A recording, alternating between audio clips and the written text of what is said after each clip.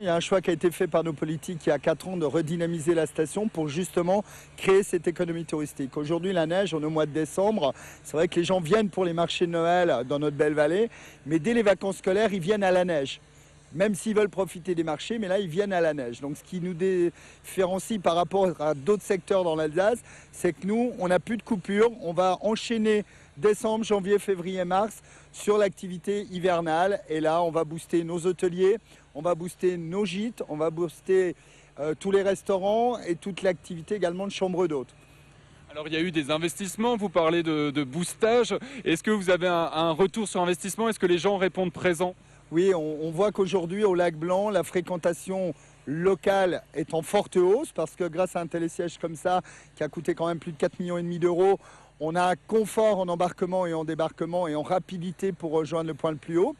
Et puis après, on a beaucoup de séjours qui ont augmenté. Donc les Belges, le Nord, et puis même les Strasbourgeois, les Mulhousiens viennent passer un week-end, 3-4 jours, ici au Lac Blanc pour justement éviter cette heure et demie de route pour aller, une heure et demie pour retourner. Puis en même temps, ça fait un geste écolo, on est plutôt sympa nous chez nous.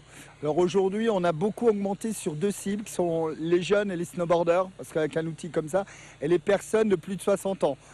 Uniquement avec les tire-fesses, c'était un peu compliqué. Je dirais qu'aujourd'hui, sur le Lac Blanc, le public cible, c'est avant tout la famille. Ça, c'est vraiment la priorité.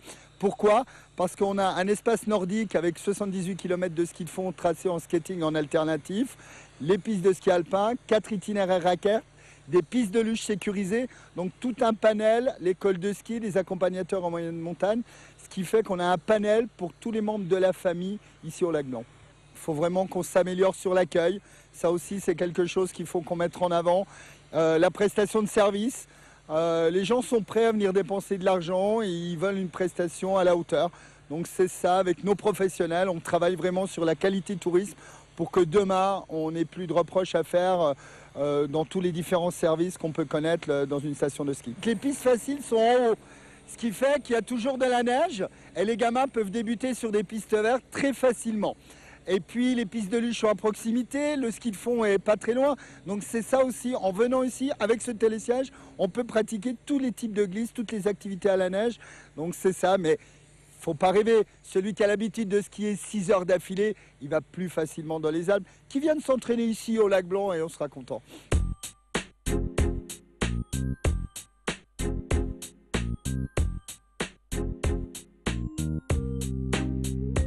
Est-ce que vous pouvez nous donner des chiffres en ce qui concerne l'investissement? Tout à fait, c'est 13 millions d'euros d'investissement qui ont été faits sur 4 ans grâce au Conseil général et à la communauté de communes de la vallée de Kaysersberg, sans oublier l'exploitant qui a quand même mis plus d'1,5 million de sa poche. Donc c'est vrai que ça c'est important. Retour sur l'investissement, on le voit, les chiffres d'affaires sont en hausse. On a pratiquement doublé par rapport à avant le télésiège en chiffre d'affaires sur les remontées mécaniques. Comme c'est de l'argent public au niveau du Conseil général, c'est vrai que l'investissement n'est pas pareil que si c'était de l'argent privé. Donc c'est vrai qu'aujourd'hui, l'argent public va servir justement pour dynamiser l'activité touristique et pour l'instant, ça en prend un bon chemin. Un dernier mot sur le climat. L'année dernière a été exceptionnelle. Il y a 2 ans, c'était catastrophique. Il y a 3 ans, c'était exceptionnel. L'avenir, qu'est-ce que nous réserve l'avenir? Là, je suis preneur si vous avez des infos. C'est vrai que le sommet de Copenhague vient de se terminer. On parle que la Terre se réchauffe. C'est vrai, elle se réchauffe. Mais qui nous dit que dans 10, 15 ans, elle ne va pas de nouveau se refroidir? Là, aujourd'hui, ça fait plus de 10 jours qu'on a -8, entre -8 et -12 degrés ici au Lac Blanc. Donc là, on ne sait pas trop. Donc nous, de toute façon, ces investissements, ils ont été faits, il fallait les faire. Et ils ont, je dirais, c'est un projet d'aller sur 20 ans. En toute honnêteté, je pense que dans les 20 années à venir, on verra encore beaucoup de neige dans le massif vosgien. Vous l'aurez compris, sans les canons à neige, sans les enneigeurs, les pistes ne pourraient pas ouvrir ce soir. Les 10 à 15 cm de neige naturelle ne suffisent pas. Ici, à la station du Lac Blanc, ce sont 108 canons à neige comme celui-ci qui arrosent les pistes de neige de culture. La saison dernière était vraiment exceptionnelle. Cette saison se présente très bien. On est à l'entrée des vacances, on a un peu de neige naturelle. Et grâce au froid de ces derniers jours, on a pu faire pas mal de neige de culture. On a produit environ 56 000 m3 de neige. Oui, ce soir, on ouvre principalement grâce à la neige de culture. On a réussi à mettre 30 à 40 cm de neige sur 2 grandes pistes. La grande piste rouge Montjoie, la piste bleue Lamaze, ainsi que sur la piste verte Babi.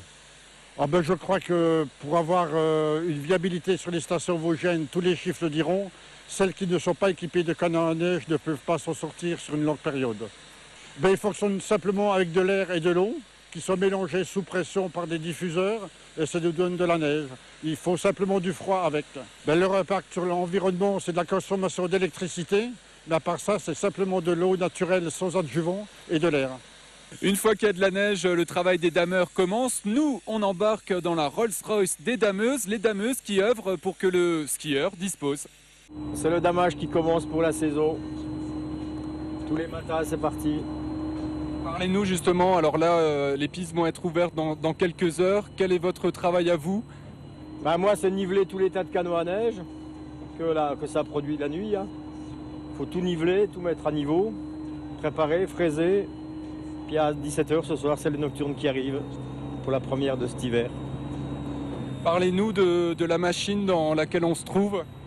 Ben, c'est une nouvelle machine, c'est une 600 Polar Treuil, toute nouvelle génération. C'est la plus grosse du monde en ce moment sur le marché. Comment on apprend à conduire une machine comme celle-ci?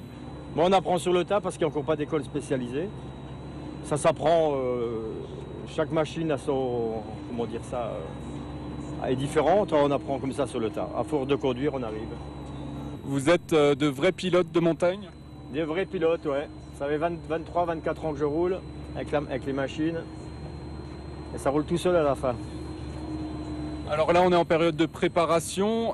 Une fois que les pistes seront ouvertes, quel va être votre travail à vous? Bah après, c'est du profilage de piste, du bulage, un peu de tout, entretien.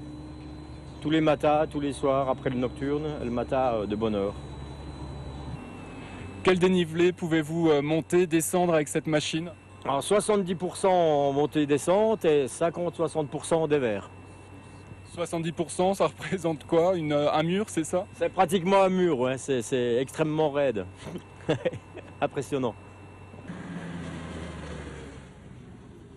À quelques heures de l'ouverture des pistes, il y a bien sûr le balai incessant des dameuses, mais il y a aussi le travail des pisteurs. Ils sont là pour sécuriser toutes les pistes. Alors nous, c'est de sécuriser les pistes, mettre en place tout ce qui est jalonnement, filet, voilà, sécuriser, aider les dameurs et tout à mettre les pistes en état pour accueillir la clientèle. Donc balisage, voilà quoi, pour l'instant.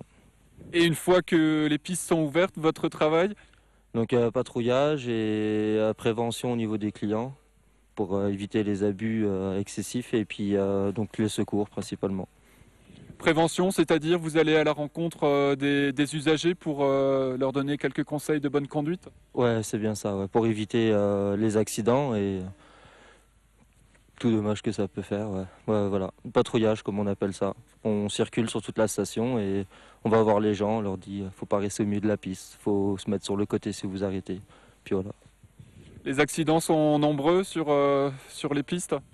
Sur la station du Lac Blanc, ça va. Il y a un bon travail à l'amont, donc au niveau des accidents, c'est assez raisonnable, c'est pas catastrophique.